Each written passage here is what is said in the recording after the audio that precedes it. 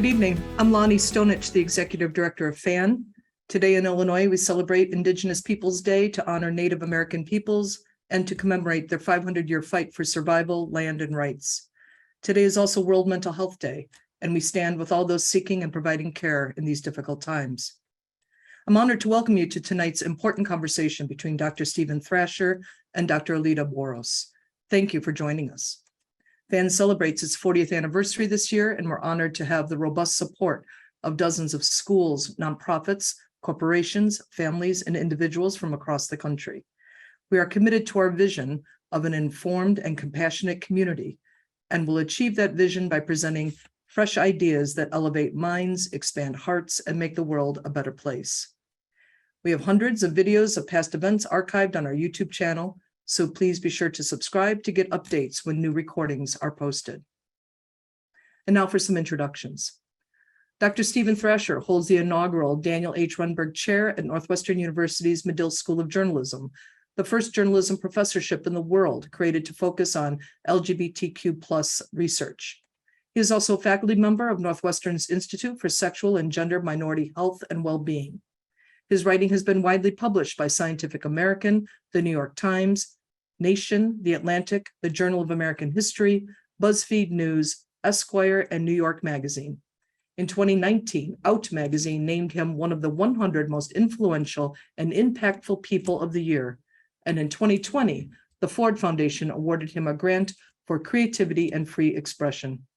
The Viral Underclass is his first, and I'm sure not last, book. Dr. Alida Boros is an associate professor at the University of Chicago Crown Family School of Social Work Policy and Practice, a new partner for FAN. In addition, she is co-director of the Chicago Center for HIV Elimination, the Behavioral, Social, and Implementation Sciences Core of the Third Coast Center for AIDS Research, and the Transmedia Story Lab of the Center for Interdisciplinary Inquiry and Innovation in Sexual and Reproductive Health. Dr. Boros's research elucidates the social contextual factors that drive health inequities among sexual and gender minority communities of color, with a particular emphasis on HIV/AIDS among young Black sexual minority men who carry the largest burden of HIV/AIDS in the United States. And now let's welcome Stephen Thrasher and Alida Boros. Thank you so much. Thank you so much, Lonnie. Dr. Thrasher, I'm really excited to talk with you about your book, The Viral Underclass. And at the start, I want to say that your book is incredibly powerful. Your central arguments, the people whose stories you share, and your own life experiences lingered long after I finished the book. I would say they are still lingering and helping me to think about my own work in new ways. So I was hoping you could start our conversation tonight by having you explain the concept of the viral underclass and how your book came to be through your reporting, in particular on Michael Johnson. Thank you. Thank you, Dr. Boros. Thank you to FAN. I really appreciate the chance to speak with this community. The Viral Underclass began as a story for BuzzFeed News in a way in 2014. I was sent by a really wonderful and thoughtful editor named Mark Schufs, who had been commissioning stories and reporting himself about HIV and AIDS for decades. And he knew that I had some interest in it. And he also knew that I wrote a lot about issues involving race and sexuality in the United States. And Michael Johnson is a not so young man anymore. He was in his early 20s when I first met him, and he'd been arrested and accused of criminally transmitting and exposing 6 other men to HIV. And if there are people in the audience who are not familiar with this concept, it's legal to prosecute people for HIV exposure or HIV transmission in about half of the states in the country and about 70 countries around the world. These laws don't work well. They do a lot of harm. And Michael had appeared in a series of very viral news stories that were basically just repeating the prosecutor's talking points. So Mark wanted me to go to where he was in jail in 2014 near St. Louis and to actually talk to him, to talk to his accusers, to find out what was actually happening. And it was a very different story than I was expecting from the coverage that already happened. Michael was not trying to intentionally transmit HIV to other people. I found out that he could barely read. He was a very successful college athlete that was almost finishing college, but could barely read. And I found sort of every disaster of Black America and gay America kind of in one story brewing, and he was facing life in prison. So I have reported on that story now in one way or another for about 8 years, and that became the basis of my doctoral work at NYU, where I wrote a dissertation called Infectious Blackness, and I was really writing about HIV criminalization and HIV and AIDS as a form of systemic racism. And then I finished my PhD. Michael got out of prison in part through my reporting about 25 years early. And I was trying to figure out what kind of book I was going to write about the experience when the COVID-19 pandemic began.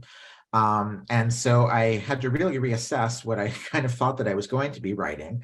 And in consultation initially with my book agent, she asked to look at my dissertation again, because we'd already talked about a couple ways it could go.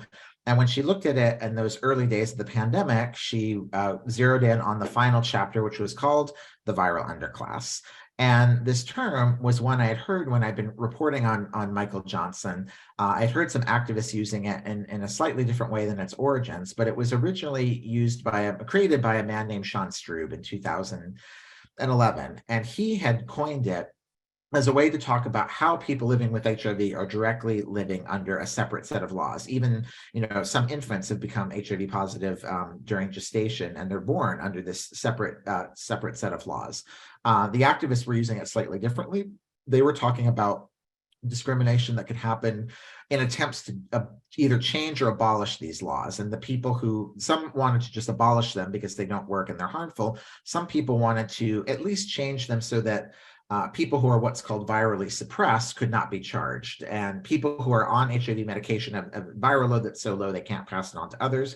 But they wanted to leave the laws on the books for people who were not virally suppressed could still be charged. And these activists were saying that's going to cause a viral underclass of people who can't access medication and treatment.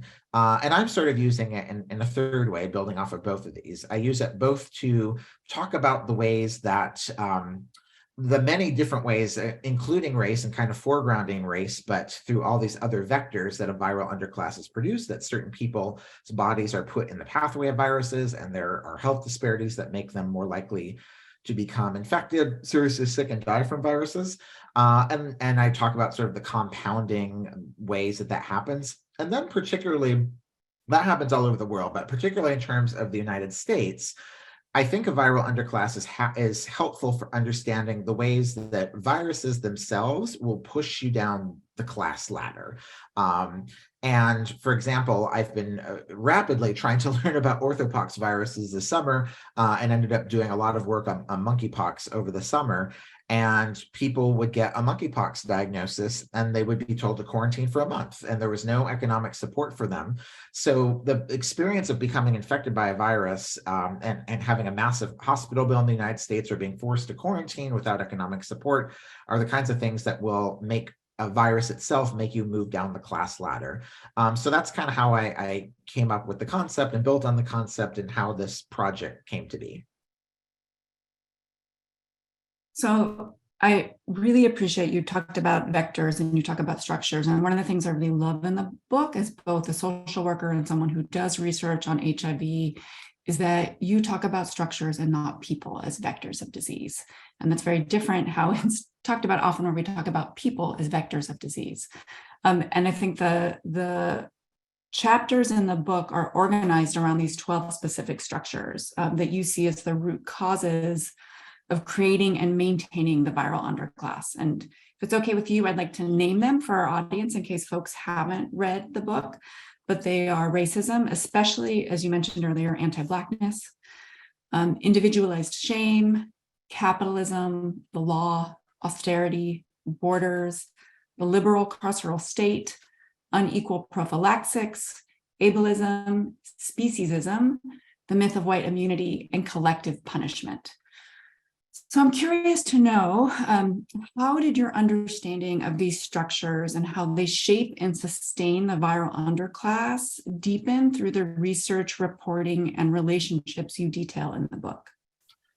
So when I was first reporting on the story of Michael, a kind of aha moment that I write about in the book was he was arrested in a county called St. Charles, which is a suburban county right outside of St. Louis. And I reported on this at the beginning of 2014. And I was going to graduate school and starting a new job at The Guardian as a columnist where I was not supposed to travel. I was just going to kind of be writing about politics once a week. But then Michael Brown was killed in Ferguson, and our editor heard that I had already been in the St. Louis region on another story. And I was immediately sent to Ferguson to cover the uprising that came out of the killing of Michael Brown. And when I asked the HIV people I had worked with for help, which I do in almost every story, whether or not it's directly connected to HIV or not, people who do HIV work all around the country are really tied into what's actually going on in their communities. And so I called them and said, thank you for your help with the last story and what you helped me understand about HIV in your region. I'm going to this Ferguson in North County, which I'd heard them kind of generally talk about the North County, and said, is there anything I should be looking into in my reporting? And they told me they'd recently been in the Canfield Green apartment complex because there'd been some new cases of HIV, and Ferguson had this high rate of HIV and AIDS. And so I started to understand that there are these overlapping maps, there are these overlapping kind of vectors of risk that happen to people, where Ferguson is, and this plays out in other parts of the country, is a place where you're going to find concentrations of Black poverty, concentrations of HIV infections, new infections, and also cases that progress onto AIDS, and also police violence. And so I started understanding that is like that's a vector of racism. One way or another, these forces are going to get people, but the vector is racism. And when COVID broke out, another really aha moment for me was when in St. Louis, in New York, where I was when the lockdown started, the same places, the same same neighborhoods, which I'd seen with HIV and AIDS, were also seeing cases of COVID-19. So that was kind of how I started to understand the vector of racism. But one of the biggest changes for me in writing this book, the more both in conceiving it, but even more so in reporting it, was that I did not want to only write about race, that I understood that these vectors were happening. Race was a very prominent one, but there were other vectors at play that were making people a part of the viral underclass. And it also happened in other countries. And another kind of aha moment for me was when I was reporting, I was living in Greece, not trying to do any reporting, and saw similar things happening in Greece. And that led me to see certain things that were happening in Appalachia amongst poor white people as deindustrialization happened and the opioid crisis ripped through the country. I saw very similar things happening with white people as well. And so I started to kind of develop this theory of a viral underclass by trying to understand what are the different vectors that make people who are susceptible to very, very different viruses. Like HIV is a retrovirus, and COVID is a respiratory virus, which is not only a respiratory illness, but main mode of transmission is respiratory. Orthopox viruses, like these are all very, very different viruses, but the same kinds of people end up in front of them being harmed by them because of these different vectors. And I only write about this very briefly in the book, but I was really thinking about vectors in those early days of the pandemic in conversation with a friend of mine, Stephen Moldrum, because we were seeing something happen, which there are good and bad things about. As everyone was trying to understand what was happening with COVID and reading things online, there was a lot of language that was being used that is typically used by public health people, quickly moving through circulation in the general public. And some of that was good for people to understand, but one of them was vector. People were being talked about as a vector of disease or as a host. And a host is a really terrible word, to think about human beings just being a host, even though biologists might be talking about it at sort of a technical level. We were concerned to see this going more broad throughout the language and the culture. And so that was very formative for me while I was thinking about what are these vectors? How are these pathogens moving? And so I started to, understand that Michael Johnson was not himself, a vector. He was caught in these various vectors of racism and homophobia. Similarly, when we look historically, I was just teaching my class about this today, at the history of the transatlantic slave trade. The Middle Passage is one of the biggest vectors in human history of the movement of pathogens. It's not any individual enslaved African who was stolen from their land and shipped across the ocean. It's the process, it's the physical space of the ship itself, and the process of enslaving people, packing them into these conditions, and shipping them across the world, and bringing lots of different people together, so that there's this constant movement of pathogens. So I've tried to, with these vectors, step back and say, it's not the individual person that's doing it, it's ableism that's creating it. It's speciesism, sort of the hierarchy of animals and the way human beings exploit them. Those are the vectors, those structures are the way that the pathogens are moving. Mm-hmm. So you talked about two things that I want to have a conversation with you about: monkeypox and the story of Zach Kotsopoulos. So I think I'm going to start with the story of Zach, if that's okay, and talk about austerity. So most of the book focuses on the US and what I think you rightly described as the particular cruelties of American empire. But you also invite your readers to learn from how austerity in Greece increased HIV by getting crucial harm reduction and public health services. And my father's from Greece, so I know very well how austerity has shaped families and communities. And I also work with colleagues here at the university who have done research projects. Yes. Yep, John and others, Sam Friedman, who's based in New York, who have really looked at the relationship between austerity and HIV in Greece. But I was not familiar with Zach Kotsopoulos' story. And so for the audience, he is the Greek-American HIV activist and drag queen who was murdered by 2 men and 4 police in September 2018. And I was reading the book and I was really struck, and I was talking to my wife afterwards. We were in Greece in August 2018. And so just thinking about what our experience was like as a visibly queer couple in Greece, and then thinking about Zach's life and death 1 month later. How was your experience? Interesting, I would say. I think that my wife is watching right now, so I hope it's okay for her to tell this story. She presents as a more masculine of center person, and so I think we had the experience of her being rendered both invisible in Greece in a way that happens here in the US, but was much more pronounced in Greece. And that was really interesting, just to think about how people become both visible and invisible, and what that is like when you're trying to interact with people and systems, and they simply are either pretending you don't exist or looking at you in really hard ways that tell you you don't exist. I was really moved by your reporting on Zach and the story you weave throughout. And you spoke about this a little bit, but I'm wondering, and I want to focus this more on his life than on his death. Sure. What did his life teach you both about the viral underclass, kind of as a global analytic frame, but also this really powerful theme in the book that I want to talk to you about more is around resistance and the ways in which people resist the structural inequalities and violence that is heaped upon them. Thank you. So Zach Kotsopoulos, unfortunately, I first heard about him in his death, but in his too short life, he led an extraordinary life, and he was Greek-American. He was actually born in the United States, and his parents were from Greece, and he lived in the US, I think, till he was 7 or 8, and then moved back to Greece. And he was always, as he wrote about in social media, and he had actually been putting a book together with friends shortly before he died, he always knew that he was different. He knew that he was gay or queer.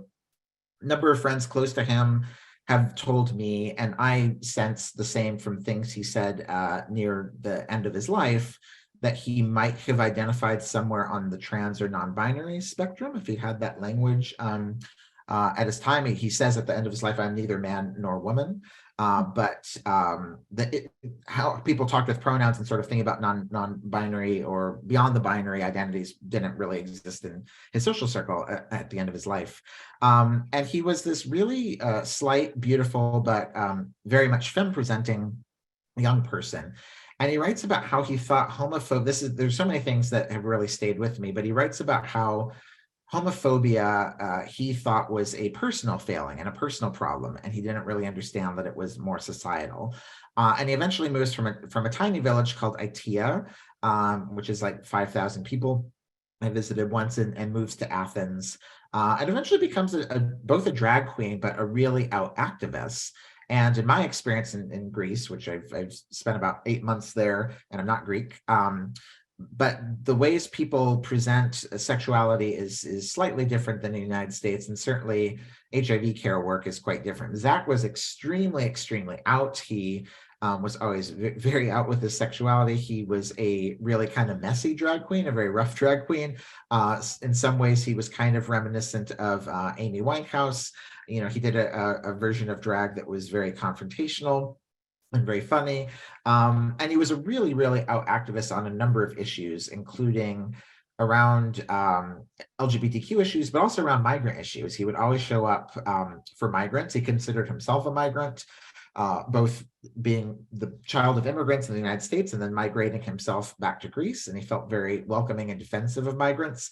And there's a lot of activism in Athens, both around LGBTQ issues, but also around the role of migrants in the EU, because many migrants are fleeing from North Africa and fleeing from conflict zones that are put into chaos by the EU and the United States are traveling by boat and ending up in Greece, and some stay in Greece, and some Greeks are very welcoming, but the Greek military and Frontex, the EU kind of version of ICE, are extremely violent with them. And so he was very much an activist who was in solidarity with those people. I would say that he was an activist who did not prescribe to respectability politics.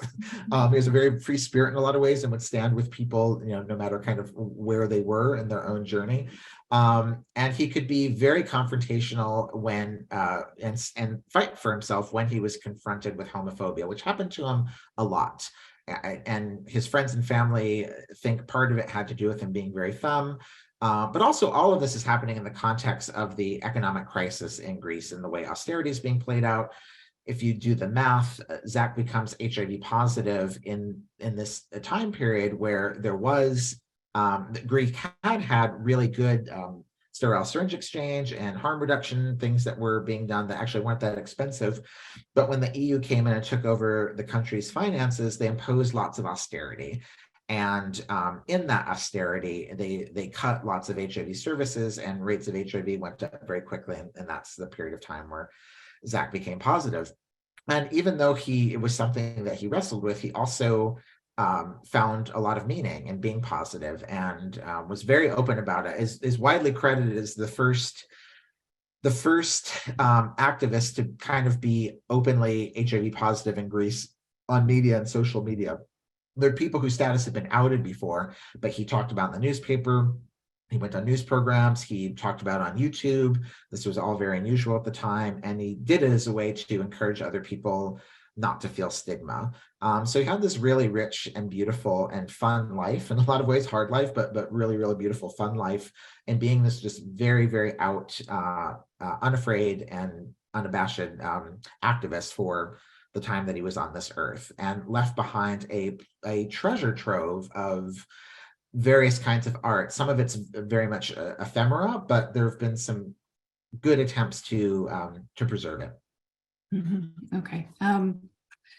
So you talked about Zach being someone who really met people where they're at. And I have to say, when I read your book, I see that same love of humanity, right? Really meeting people where they're at and writing about them in a deeply empathic way and seeing them for who they are as they are.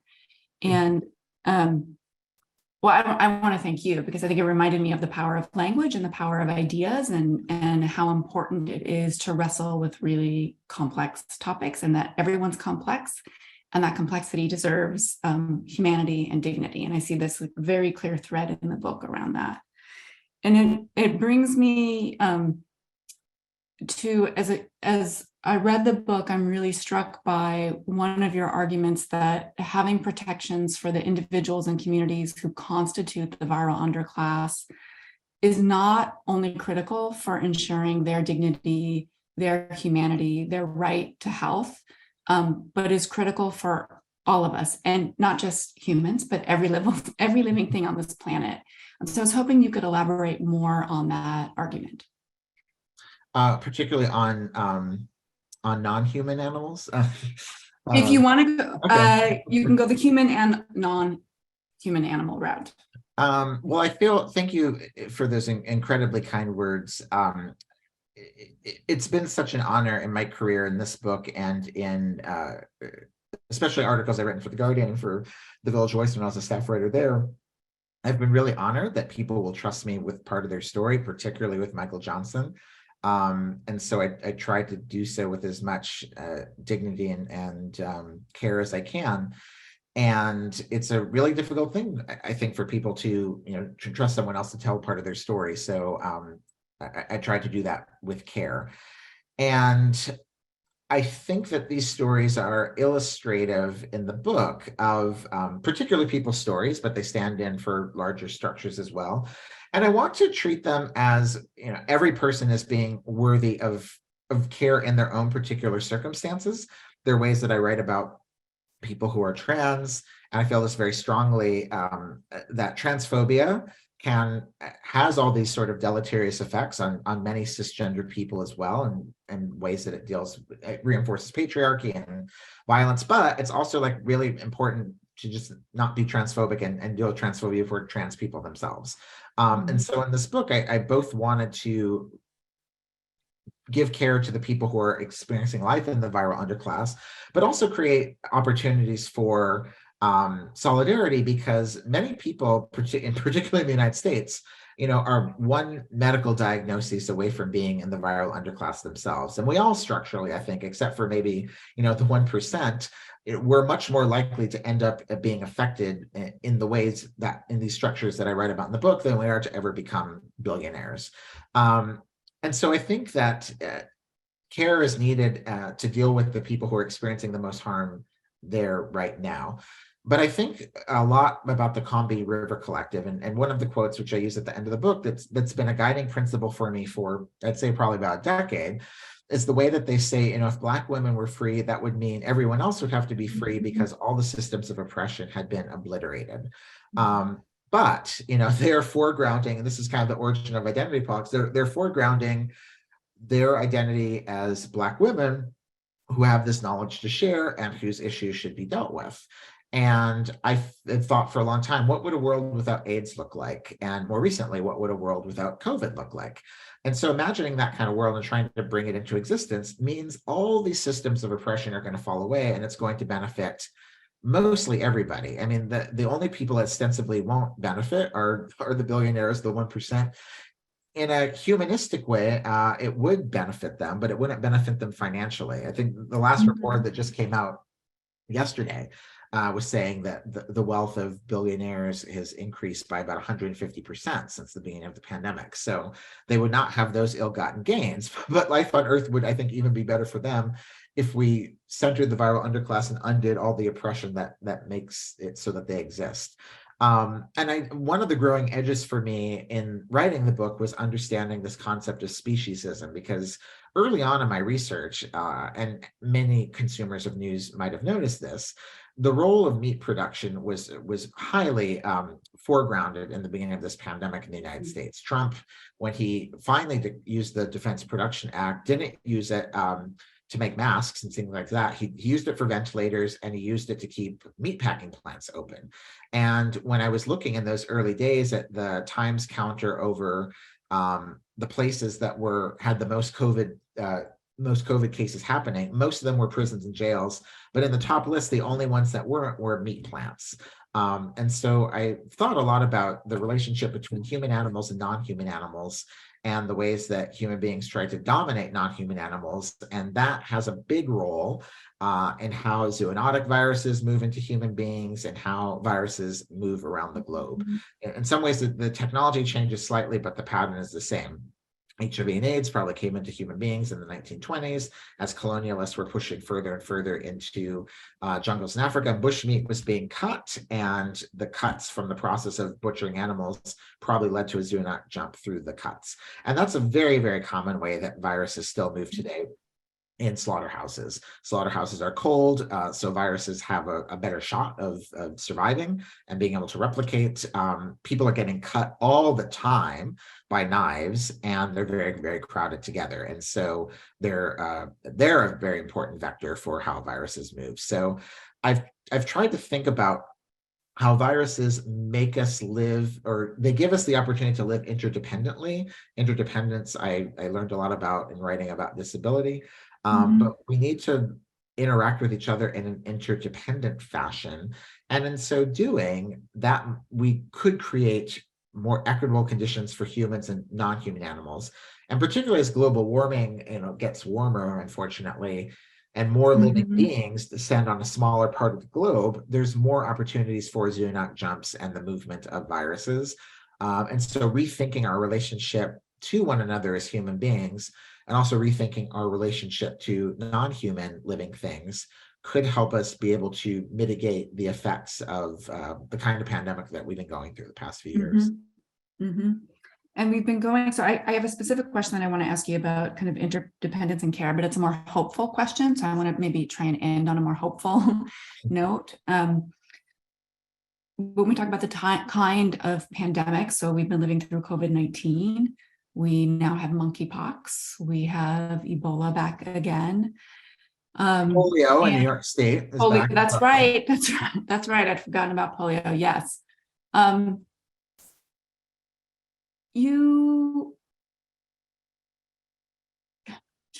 to think here. So in the book, you talk about different political administrations in the US over time. And your book came out before monkeypox, but now monkeypox is here. And you write in your book both about the Trump administration's response to COVID-19 and the Biden administration's response to COVID-19. And so I'm wondering if you can talk with us more about how the viral underclass, because it is a frame that is focused on these entrenched structures of inequality, help us to think about the Biden administration's response to both COVID-19 and to monkeypox. Thank you. So, the Trump administration was like, they were sort of cartoon villains of how bad to deal with a pandemic in lots of ways. And the shortcomings of them are pretty obvious. And so many of us hoped as the Biden administration came in, that they would do a much better job. And indeed, in technical things in the first year, they did a lot of things that were much better, particularly on trying to get everybody vaccinated as quickly as possible. They got up to 4.2 million shots a day, which was unheard of. So they're very good on that front. But a lot of these ongoing structures stayed the same, or in some cases got worse. And so one of my vectors I write about is the carceral system in the United States itself. And I have colleagues who do this. I'm not a mathematical modeler myself, but I have colleagues who, mathematic model like a third to 40% of cases in the United States of COVID, can probably be attributed to prisons. And there are all these times where we see the numbers line up very neatly. The US is 4% of the world's population. We have 25% of the world's incarcerated people. We've often had 25% of the world's COVID deaths and 25% of the world's COVID cases. So that lines up very, very neatly to kind of show a potential relationship between those things. Prisons themselves are these terrible vectors for HIV and AIDS and also for COVID, but particularly with COVID, because it's so casually transmitted through breathing. Local jails were actually a bigger factor than long-term prisons, because people go into jail for a week and they come out, and they go into jail for a week and they come out. And so that whole time they're bringing COVID in, they're getting COVID in the jail, they're taking it home into their communities. And all of this is happening relatively quickly. And so the Biden administration doesn't change that. They've actually they've deported more people. The kind of carceral system of deportation is happening at a faster clip. under the Biden administration than under the Trump administration.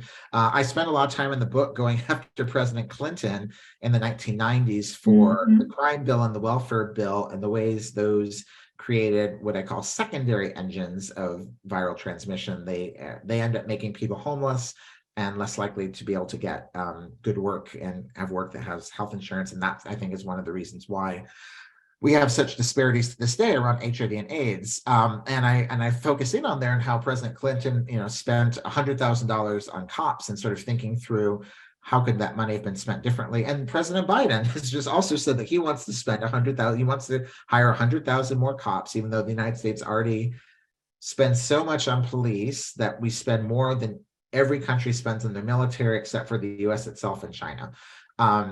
And so that money is all money that could be going to, to keeping people safe, to dealing with the things that actually drive transmission. And so I think the Biden administration has, they don't deal with a lot of these structural issues.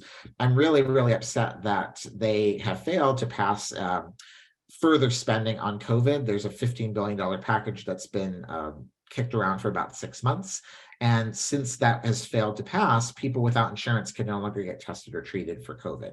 So that's also one of the vectors that's leading on to transmission. And now I'm forgetting, you asked me a question, about monkeypox. So the Biden administration, monkeypox, a number of us started seeing monkeypox happening in Europe. It's been in West Central Africa for about 60, 70 years. But this version of it had a significant mutation of some kind. And in retrospect, the first outbreak of it probably was noted in 2017 by a Nigerian doctor named Ogwena. And something mutated in this virus so that previously it would affect people's with poxes primarily on their face, hands, back, and feet. And then this round of it has largely happened through genital and perianal poxes, and is largely mode of transmission has largely been between men who have sex with men. And so a number of us started seeing this outbreak that was happening in Europe in March, April, May, and then in Canada and England, and telling the administration, you need to get ahead of this. Since 9/11, many of us have heard that the administration, that the United States government is supposed to be ready for biological warfare with smallpox, and we have all these smallpox vaccines, but those vaccines are not given in a way that people understand how to give them anymore. It's an older technology. And so the Biden administration had a purchase order on a new vaccine. They had 300,000 doses, but they got very cheap, and they took a wait and see approach, as many of us were begging them to quickly do a ring strategy and to make use of Gay Pride Month, where there are going to be all these events where it would be easy to get people vaccinated. And also we had this historic anomaly that adults have been recently socialized into mass vaccination campaigns, which had not happened for decades. So the Biden administration was slow. These things did not happen through June. They started to happen at the very end of the month and in July. And so we've had now about 30,000 monkeypox cases. It's on decline in the US now. But again, the US had 35% of the world's cases, and it didn't need to happen. And it felt like pulling the administration kicking and screaming. Your fellow countryman, Dr. Dimitri, was brought over from the CDC to run the monkeypox response. And I think and eventually we've got to a good place, but I've been very frustrated throughout this process, and I'm working on something now about how sex clubs and sex parties actually took a much more proactive stance in protecting the communities in Chicago and New York than the federal government often did. And it was really, really frustrating, because once the community figured out what was going on, they were very ready to mobilize getting people vaccinated and doing the work to distribute these vaccines. And then we just didn't have the volume of it coming from the federal government. So something that could have prevented a lot of suffering in a lot of cases allowed for many more cases to happen, and the need for millions of vaccines, where maybe if we'd used the first couple 100,000, we could have knocked it out much quicker. What you talked about, the sex clubs and sex parties were much more responsive. I think I see this thread in the book as you're writing.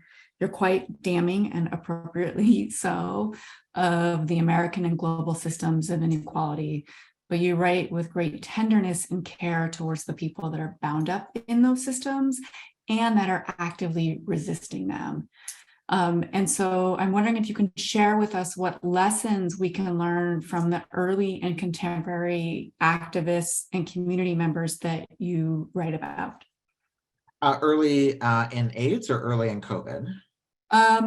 So I would say early in AIDS, and then more contemporary ones, either around, in the book you talk about Lorena Borjas, Yes. right, who's working at HIV with trans women, injection drug use, sex work. You write about Genocide Gutierrez. So wherever you would like to pull lessons from. So I've long learned a lot and been very grateful for the lessons I've learned from early AIDS activists in the 1980s, particularly the group ACT UP, at a very technical and political level. Billions of us in the earth owe a great debt to the ways that they pushed for revamping how new medications are tested and distributed. Mm-hmm. Process that used to take 10 years was able to happen in 1 year, and the millions of lives that have been saved are in part because of their activism. And so I've always learned a lot from them and gotten a lot from them. And many of them are still around, and they're still doing work. And I've learned a lot from the people who did not walk away once the drugs became available in the 1990s. The people who have continued to do this work and who quickly understood what was happening with COVID. One of the biggest challenges is that even though I write about viral underclass and how these different viruses can affect the same kind of people, the particularities of the viruses and how they move are important. And so there were some lessons that weren't directly applicable. The thinking was similar, but the plans had to be different. For example, it was a mistake to close the bathhouses in the early AIDS days, which New York City did, because the bathhouses became these spaces where people could educate each other, give out condoms, encourage safer sex, become points of connection, and sex party happening in a bathhouse where testing is being done and condoms are being given out is safer than having it happen in New York City in one of the trucks on the pier. And then COVID happens, and that's not the case. Like, everything should have closed down for a period of time because the act of simply being together. And so the piece that I'm writing now, I'm going back to one of these parties where there was a gap of time between when the governor of New York said, like, everything's going to close in 5 days. And 2 days into that, one of these sex parties was going to happen. And so there was all this kind of talk about trying to cancel it without, canceling it, without cancel culture, but to talk to the organizers about, not out of sense of shame, but like what could be done. And so that was part of the process that ended up with the city of New York eventually putting out a safer sex guide and encouraging other forms of sexual connection that were very creative. So I learned a lot from ACT UP people, but there are people carrying on that legacy. And Lorena Borjas is probably the one that touched me the most, because she died of COVID. She was the first person in my outer social circle who died of COVID. I'd only met her one time, but she was very close to a number of friends of mine. And she had been positive with HIV for decades. She, as her job and on her free time, gave out condoms, gave out sterile syringes, gave out food to people who needed it. And then eventually COVID came for her. And I learned a lot in the lesson of her life, how important it is to meet people where they're at. And sometimes that can be very humbly one-on-one. Probably the most touching thing that's happened to me on my book tour so far is I went to speak at the Barnes & Noble where I worked as a teenager in Ventura, California. And there was a bookseller there who had read the book and really liked it. And they told me about how they were now carrying tampons and condoms and things like that in their bag to be able to give out to people whenever they needed it, to carry on Lorena's legacy. And so I just found that really touching, that her work, her life was carrying on through this person. Okay, I think we have maybe 5 more minutes. And so I want to end on a hopeful note, because the book, to a certain extent, ends on a hopeful note. And you talked about this earlier, that one way through this pandemic and through the problems of the viral underclass, and is to think about an ethics and a politics of interdependence and care. You write about mutual aid. I love mutual aid. But I'm wondering, what evidence do you see that we are actually moving, even in small ways, towards this hope? Well, today, I feel buoyed by this conversation. Thank you so much. Today, I'm feeling a little less hopeful than when I finished writing the book, because but that I mostly think is a failure of leadership. I'm really upset with the CDC and the White House and various leaders for not encouraging people to do the things we can do to keep communal viral load down. But there was a lot that's happened over the past few years, and certainly I've learned over the course of my career that the afterlife of political action is not linear and it doesn't happen all at once.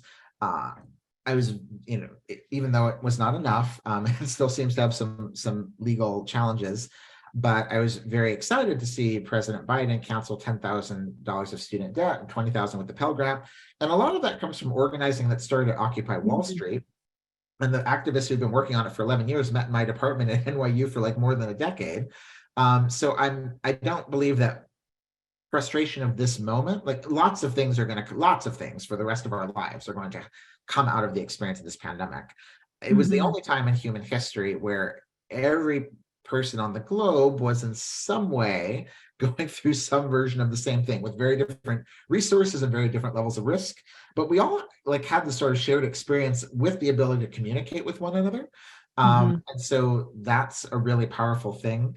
And I also love mutual aid and the lessons of ACT UP, what AIDS history has done to inform political consciousness, and the ways that mutual aid gives people a way to feel like they can have a stake in making their communities better and their worlds better. That has just broadened so much. And I feel like if 5 million people were very fluid with these concepts before the COVID pandemic, in the US, like 50 million are now. It's such a bigger, amount of it. And we see that coming up in all different kinds of organizing. The unionization efforts that are happening around the country are direct through Starbucks and Amazon being the biggest examples, are almost all directly coming from the desire to protect one another in the workspace, in understanding the absence of capitalism and management to do so. And so the ripple effect of this is going to continue for a long time. And as I write in the very end of the book, viruses are these very powerful teachers. I think they give us these lessons of interdependence, and they disprove the American concept of very, very discrete beings with no connection to one another. They continuously prove how connected we are. And my biggest hope is we don't have to go through too much death and pain.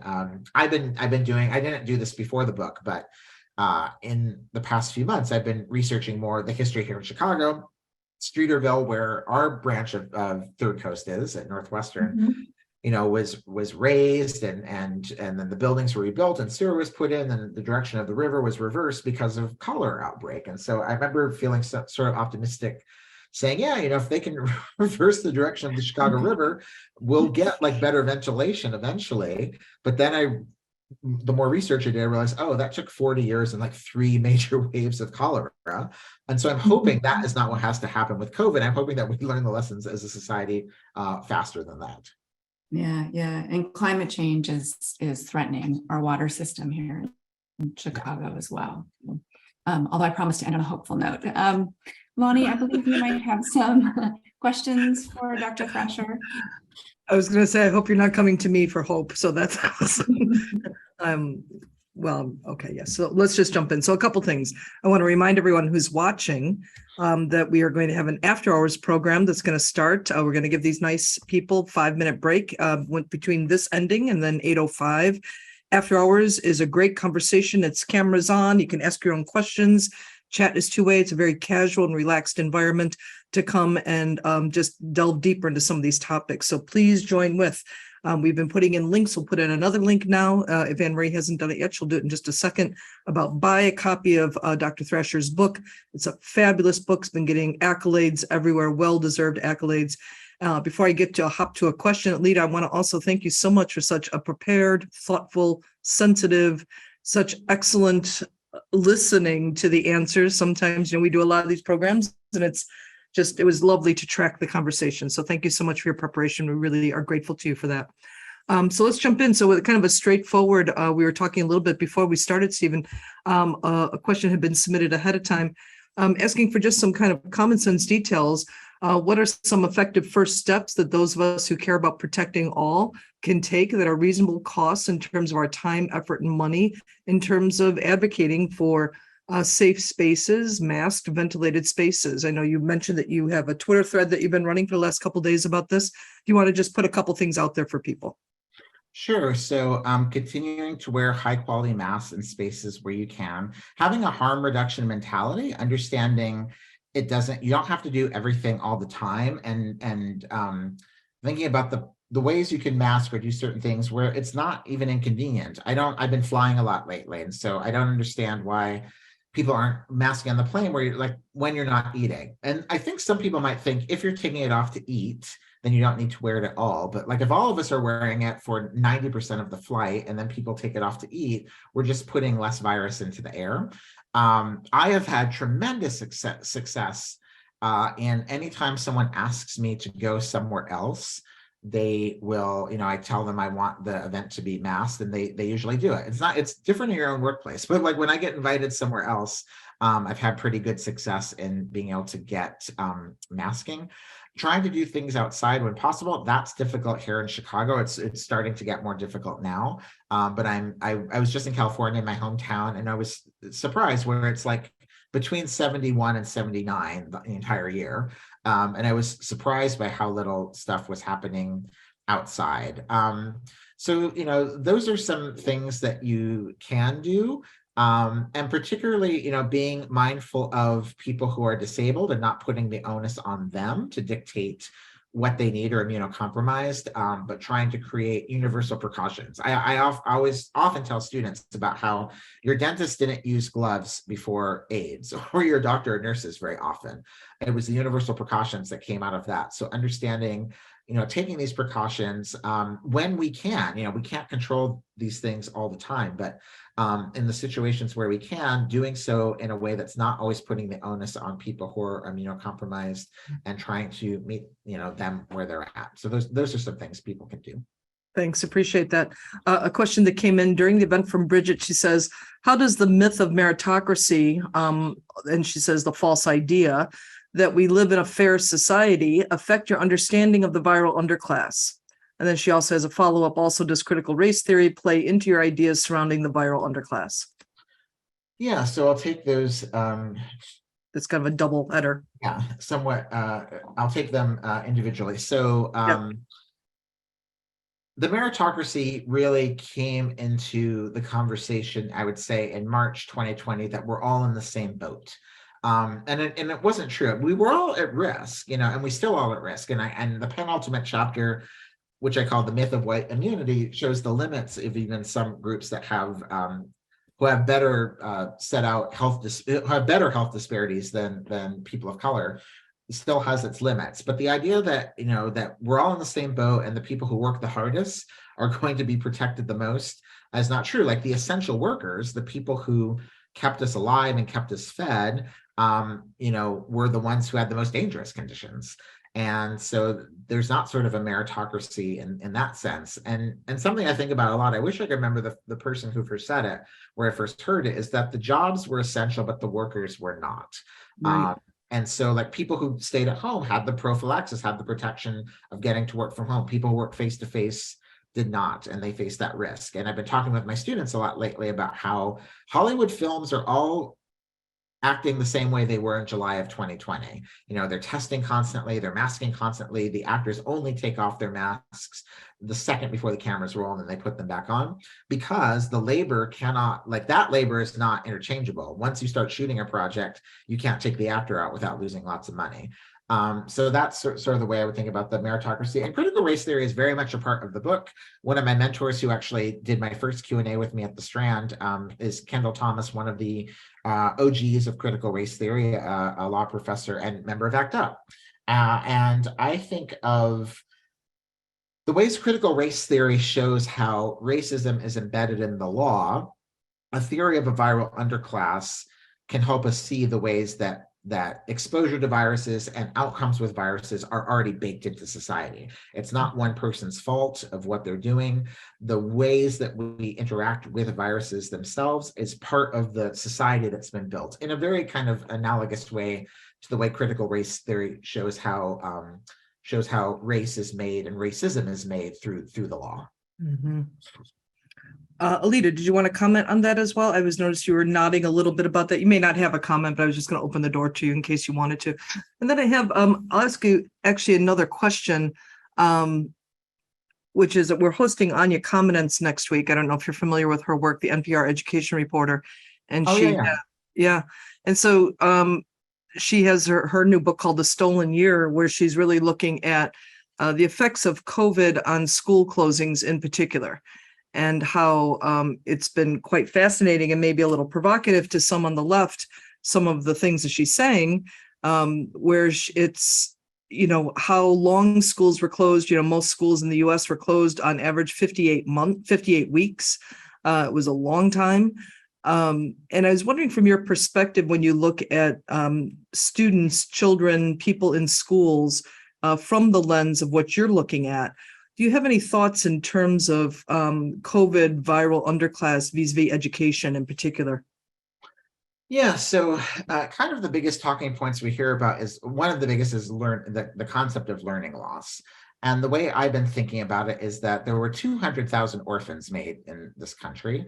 And that is the biggest learning loss of all. The harm that comes to a child when they lose a caregiver, a parent, is among the biggest. We have a pandemic of teachers who are fleeing the field because they are just burned out and they can't take anymore. That's going to cause a catastrophe. So for me, the question wasn't entirely, should the schools have been open more? There were reasons why, similarly to what I said about the bathhouses, like they're just being in spaces together was not safe for a long period of time. And that's an unfortunate reality of the nature of this virus. I am more upset now that the things that could be done to make those classrooms as safe as possible just aren't being done. Masks have been discarded almost entirely. Again, while I was in my hometown of California, I don't understand why there weren't sort of open tent classes in my very temperate hometown in California. And of course, there should have been a WPA style revamping of ventilation in right. classrooms, and that hasn't happened. And there are going to be very, very different outcomes. People who were children of the wealthy who kept getting tutoring were sort of moving on as things normally would for them. And then for a lot of children, they lost a lot, but the ones who lost the most were the ones who lost their parents. And that is something that is unacceptable and has to be avoided. Well, and similarly, as you point out in your book, the COVID and pandemics generally, and for Anya, COVID is looking at what it exposed in terms of fissures that had been in society way predating the arrival of COVID. It's not like COVID caused these things. It just simply kind of like an archaeological dig brought them up to the surface. This is decades and decades and decades and decades of neglect by all kinds of political administrations and all kinds of lack of care for people of color, low income individuals. I mean, just what it brought to the surface was simply extraordinary. And anyway, this, I don't need to tell you. So anyway, we are at 8:00 now. Alita, thank you again. Both Alita and Stephen will be at after hours. We hope you will join us to ask your own questions. Thanks so much for joining us, and we hope to welcome everyone back to Fans soon. Thank you so much, and everyone have a good evening.